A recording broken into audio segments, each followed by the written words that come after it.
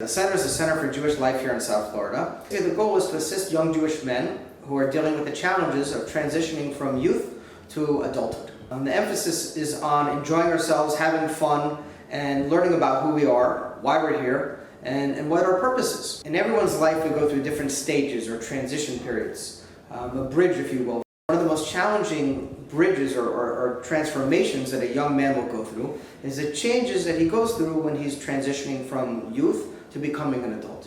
Soul searching. When do I move out of my parents' house and go out on my own? How am I going to support myself? What do I want to be? Why am I here? How did I get here? Is it time for me to get married? What about starting a family? The point of the center is to be there and to help guide these young men along these life changes. Whether they realize or not, a lot of young people are really searching for something deeper, more meaningful. They come here and we give them a place to feel comfortable, to enjoy themselves, to be with other people their age, and to offer them the tools and guidance that they need to overcome these challenges. Our mission here at the center is to provide a fun, warm, non-judgmental environment for young men ages 17 to 30, to empower them to overcome the challenges that are faced from transitioning to youth to young adulthood, and to help guide them towards discovering their own unique individual purpose in life. Discover the joy of becoming you. In addition to being the Center for Jewish Life for young men ages 17 to 30 here in South Florida, the center also refers to the center of our souls. That's called the Yechida. The secrets and all the answers to who we are, why we're here, where we're going, and what our individual unique purpose in life is. We provide mentorship, guidance, we give inspiration, we provide counsel, we give advice, we empower these young men to make a difference in their lives, and most importantly, we have fun while we're doing it. Since we've opened our doors here at the center over 6 years ago, we've assisted thousands of young men here in South Florida, young Jewish men, from all walks of life. Most of these men come from homes here in the South Florida area. Some come from wealthy homes, some from poor homes. Some are dealing with challenges such as alcohol or drug addiction or sex addiction. Some just disillusioned with the lures of the materialistic world. We have guys who come from families that are multi-millionaires, and we have guys who come from the poorest of families. But everyone shares a common goal, and that is they're looking for something, they're searching. And we provide them a fun environment and a place to have a good time, to feel comfortable, to not feel judged, that we could get together and talk about our similar issues and help give each other encouragement and guidance along the path of life. Some of our guys are just in town for a short time, they're traveling, and other guys have been with us since we started over 6 years ago. With God's help, we've seen tremendous success since we opened our doors. Over 20 young men enter yeshiva systems, go back to college, open businesses, start careers, and with God's help, we feel we've made a tremendous impact in helping shape these young men's lives. We also encourage our guys to participate in outreach activities. We visited many jails and visited Jewish prisoners in jails and went and put tefillin on them, gave them some words of inspiration. Whenever we go on trips, it's amazing how many of our guys who are maybe not that observant themselves bring along their tefillin, and they encourage whenever they go to meet other Jews and put tefillin on them and speak some words of encouragement and kindness to them as well. We've set sukkahs up at tailgating parties, at the Dolphin games, to encourage people to shake lulav and esrog during Sukkot. Just a little bit about my background. I didn't always look like this.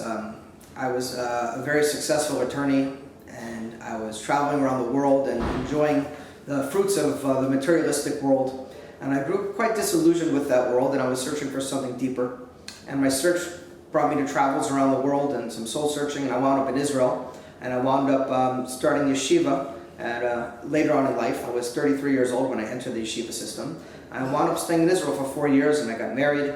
And when I moved back here to South Florida, we started having Torah classes at my home, and what started out with a handful of guys grew to weekly events of 50 to 60 guys every single week who were also searching for something deeper, something more meaningful, and a warm, comfortable place where they can get together and express themselves and feel good about themselves. And it just kind of blossomed from there. And after that, recently, about a year ago, we opened up our own center here, and now we have a dedicated place where we have activities 3 or 4 days a week. Everything from praying and learning to Hasidic farbrengens, to chill-out sessions, to trips.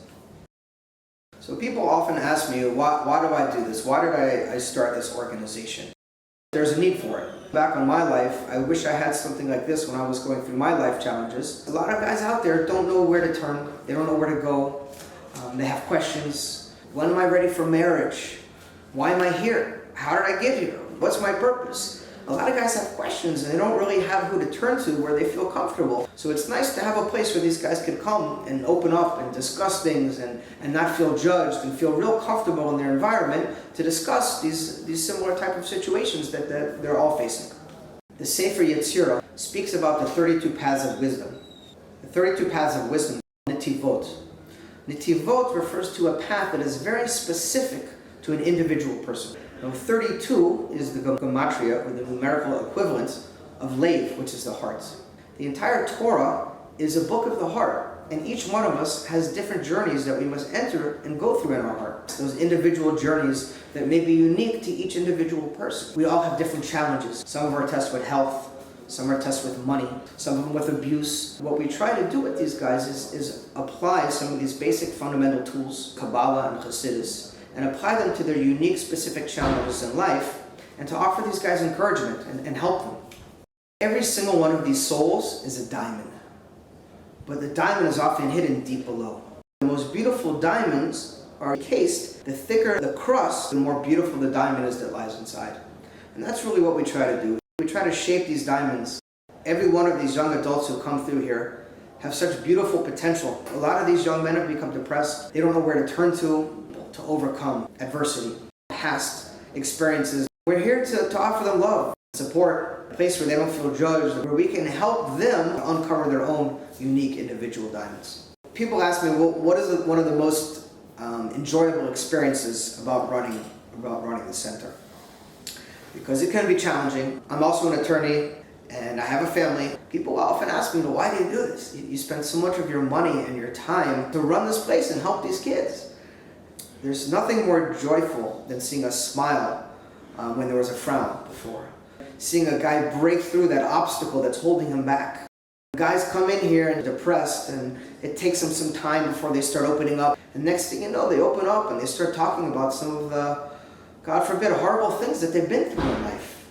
And you find over time, they get more comfortable in their own skin with guidance and help. To see that look on their face, to get the thank you letters and emails I get from these guys that say, thank you, you saved my life, you changed my life. I say, it's not me, it's God, but I'm just trying to do my part to provide a place that can help with those things. I remember one story, a guy found out that his sister had cancer. He was so broken. Thank God, several months later, she was completely healed. Coming over to me with tears in his eyes, and he said, Mattis, if it wasn't for the center, I don't know what I would have done. I didn't know who to talk to. I didn't know where to go. I can't thank you enough for having such a place. We know we have a home at the center.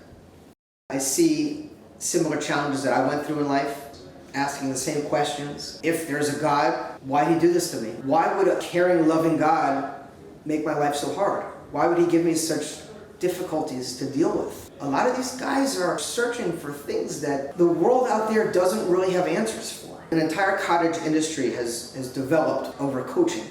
The other half is that we have a soul. Modern science and medicine deal with the problems after they've already been revealed, but they don't get to the core. And to do that, we need deeper tools. Tools like Chassidus, tools like Kabbalah, that can help us answer and get deep into our souls. I've been through some pretty dark times and some dark places, and to be able to, it's humbling to have this place and to offer such a thing to these guys. Many of our guys, thank God, have gotten married and gone on to lead productive lives. Recently, one of our guys got married. He gave me an honor under his chuppah, under his wedding canopy. And he called up many big rabbis in the community, heads of yeshivas, and then he called me up, and the title that was given was mentor. I never really considered myself as a mentor. When I saw the smile on his face and I saw the spark in his eye, and I remember the first time he came here several years before with a face of confusion and uncertainty. I think the appropriate Hebrew word is nachas. It brought me joy and it brought me happiness that I could be part of that.